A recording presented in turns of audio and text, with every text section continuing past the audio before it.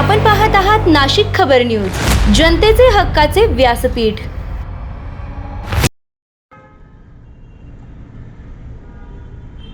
Nashik IT कंपनीत महिलांवरील अत्याचार प्रकरण, भाजपकडून तीव्र निषेध। पालकमंत्री गिरीश महाजन यांची पत्रकार परिषद। नाशिकमधील एका नामांकित आयटी कंपनीत महिला कर्मचाऱ्यांवर लैंगिक व मानसिक अत्याचार होत असल्याची गंभीर बाब समोर आली असून यामुळे शहरात संतापाची लाट उसळली आहे। काही कर्मचाऱ्यांकडून धार्मिक भावना दुखावल्याच्या तक्रारीही समोर आल्याने प्रकरण अधिकच गंभीर बनले आहे। या प्रकरणी आतापर्यंत 9 गुन्हे दाखल करण्यात आले असून पीडित महिलांना न्याय मिळावा आणि दोषींना कठोर शिक्षा व्हावी या मागणीसाठी भारतीय जनता पार्टीच्या वतीने संबंधित कंपनीसमोर तीव्र निषेध आंदोलन करण्यात आले। यावेळी भाजपचे शहराध्यक्ष सुनील केदारे यांनी स्पष्ट भूमिका मांडताना सांगितले की महिलांविरुद्धचा कोणताही अत्याचार सहन केला जाणार नाही, तसेच धार्मिक भावना दुखावणाऱ्यांना माफी दिली जाणार नाही। दरम्यान या गंभीर प्रकरणाची दखल घेत नाशिकचे पालकमंत्री गिरीश महाजन यांनी पत्रकार परिषद घेऊन सांगितले की दोषींवर कठोर कारवाई केली जाईल आणि तपासात कोणतीही ढिलाई सहन केली जाणार नाही। दरम्यान प्रशासनाने या संपूर्ण प्रकरणाचा सखोल तपास करून दोषींवर तात्काळ व कडक कारवाई करावी अशी जोरदार मागणी करण्यात येत आहे। या घटनेमुळे कामाच्या ठिकाणी महिलांच्या सुरक्षेचा प्रश्न पुन्हा एकदा ऐरणीवर आला आहे। माननीय मुख्यमंत्री महोदय अतिशय गंभीर दखल घेतलेली आहे। मुंबईहून सुद्धा टीम या ठिकाणी इन्क्वायरीसाठी आलेल्या आहेत। नाशिक पोलिसांचं मी अभिनंदन करेल की त्यांनी हा जो प्रकार आहे हा सुद्धा शोधून काढलेला आहे आणि म्हणून या संदर्भात 6 लोकांना ताब्यात घेतलेला आहे। त्यांची कसून चौकशी सुरू आहे आणि मला वाटतं याची व्याप्ती खरंच मोठी असू शकेल, मोठी असेल, निश्चित असेल आणि म्हणून त्या संदर्भामध्ये सगळ्या चौकशा सुरू आहेत। आणि म्हणजे मुलींना गोमांस खायला घालणं, त्यांना महिनाभर रोजे पकडायला लावायचं, त्यांना नमाज पडायला लावायची आणि धर्मांतरण करायचं, म्हणजे हा प्रकार खरं म्हणजे अशी कल्पनाही करता येत नाही। आणि एवढ्या मोठ्या कंपनीमध्ये अशा पद्धतीने अतिशय सगळ्यात मला वाटतं पुढच्या काळामध्ये सुद्धा अजून काही लोक यामध्ये निष्पन्न होतील। आणि मी तर सीपींना बोललेलो आहे, त्यांना म्हणालेलो आहे, मुख्यमंत्री महोदयांनी सुद्धा सूचना दिलेल्या आहेत की आजूबाजूला काही कंपन्या आहेत त्या ठिकाणी अशी प्रकार होण्याची शक्यता आहे आणि म्हणून मला वाटतं तिथे चौकशी करावी। अन्यथा जे पीडित असतील त्यांनी पुढे यावं, त्यांचं नाव गुप्त ठेवण्यात येईल। त्यांनी सुद्धा पुढे जर तक्रार केली तर मला वाटतं या संदर्भामध्ये अतिशय गांभीर्याने हा विषय घेऊन जे दोषी आहेत त्यांच्यावर अतिशय कठोर कारवाई, कठोर म्हणजे या पुढच्या काळामध्ये अशी कोणी हिंमत करणार नाही अशी कारवाई त्यांच्यावर केली जाईल। याच्यामध्ये ब्लॅकमेल असण्याचा देखील संशय आहे, कारण ज्या पद्धतीने त्यांचं ही जी टोळी होती करत होती त्यामुळे रॅकेट असण्याचा संशय आहे। निश्चित याच्यामध्ये रॅकेट असण्याची शक्यता आहे, संशय आहे, असू शकेल।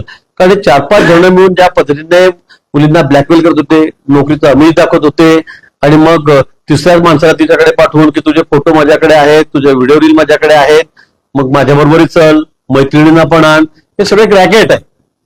हे सगळं रॅकेट हे प्रथमदर्शी दिसतंय आणि म्हणून या संदर्भामध्ये अतिशय कसून चौकशी सुरू आहे। त्या बाबतीमध्ये कोणालाही माफी दिली जाणार नाही, कोणी यातून वाचणार नाही। पण हा विषय मला वाटतं अतिशय गंभीर आहे। धर्मांतर अशा पद्धतीने करून घ्यायचं आणि नुसतं मुलीचं नाही तर मुलाचं सुद्धा धर्मांतर करून घेतलेलं आहे। त्याला पैशाचं आमिष, त्याला नोकरीचं आमिष, त्या ठिकाणी जाऊन त्याला नमाज पडायला लावतायत, त्याला गायचं बोस खायला लावतायत, गायचं मांस खायला लावतायत। हा प्रकार मला असं वाटतं की अतिशय गंभीर आहे आणि याची व्याप्ती निश्चित मोठी असू शकते। म्हणून त्या संदर्भामध्ये आता चौकशी सुरू आहे।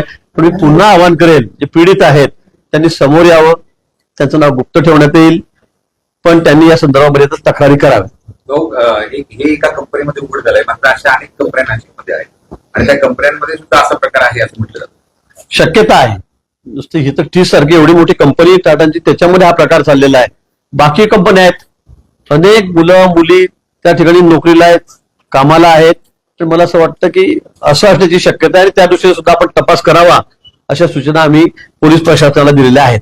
विशाखा समितीच्या बाबत आपण घेणार आहात सूचना काही देणार आहात, कारण त्या ऍक्टिव्ह नसल्यामुळे असे प्रकार जे आहेत त्याला वाढताना पाहिजे। मला वाटतं तशा सूचना माननीय मुख्यमंत्री महोदयांनी दिलेल्या आहेत की या संदर्भामध्ये या समित्या नेमल्या गेल्यात, पण त्या अधिक ऍक्टिव्ह व्हाव्यात, त्यांनी काम करावं। पण कोणीतरी पुढे आल्याशिवाय त्या गोष्टी कळत नाही। काय इतक्या छुप्या पद्धतीने सगळ्या गोष्टी चाललेल्या आहेत, पण आता एखाद दुसरी महिला पुढे आली किंवा दुसरा प्रकार पुढे आला की मग त्यातून सगळे प्रकार पुढे येतात, जसं महाराजांचं झालेलं आहे। कोणालाच कल्पना नव्हती, सगळेच त्या ठिकाणी जात होते, कॉर्पोरेट क्षेत्रात जात होते, पॉलिटिकल जात होते, सगळेच IAS-IPS पासून नावं त्यामध्ये आहेत. म्हणून मला वाटतं की एखाद दुसरं नाव पुढे आलं किंवा सगळे प्रकार समोर येत आहेत.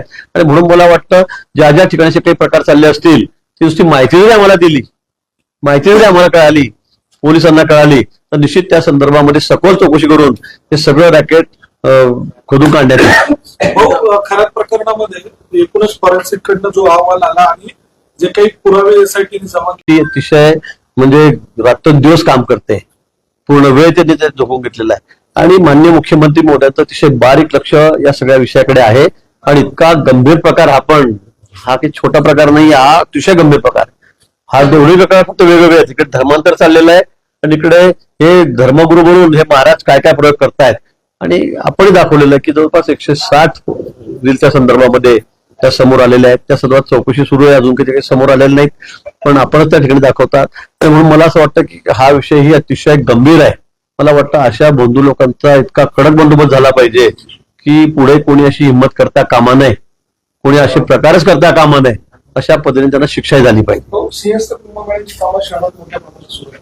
मात्र आपल्याच सत्ताधारी पक्षाचे काही नगरसेवक कामं अडवत आहे, ठेकेदाराला त्रास देत आहे, अशा प्रकारची चर्चा सुरू होती. आणि काल काही नगरसेवकांना पोलिसांनी चौकशीसाठी देखील बोलवलं होतं.